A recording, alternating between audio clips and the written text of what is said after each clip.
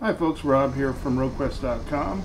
In this video I'm going to cover some video footage that I shot the other night with the Sony AS30. That's a Sony HD AS30 action cam.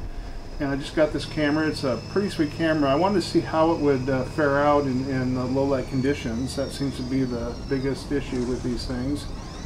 And so what I did is I took us down along the waterfront in Tacoma, Washington. We went out through the city. We went into a remote area. It's not that remote, but it's a dark area across the bay.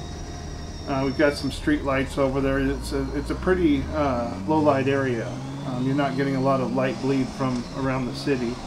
So I went over there, got some real dark areas coming around the corners and stuff like that, so you can see some of the pixelation in the video.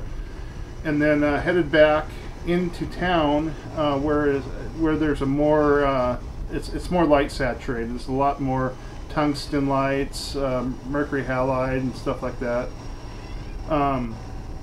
In what I noticed is coming into town, the video does look a lot better when there's more light, of course, but the camera did pretty well, and it seemed to stay in focus.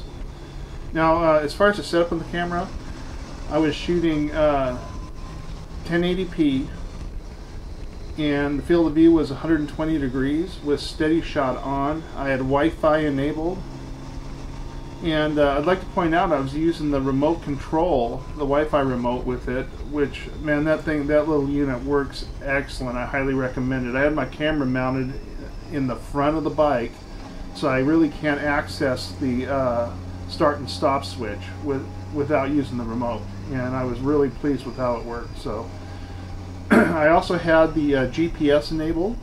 You can see here I've got some GPS tagged footage here, so you can see how that works. That's done with Sony's Play Home utility.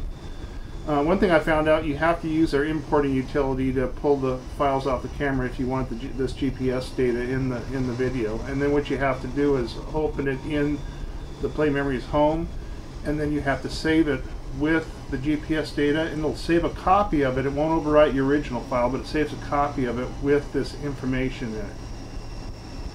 So there you have it, folks. I'm going to go ahead and stop talking now. You just watch the footage and see for yourself, and see if this camera is going to work for you or not. Here it is.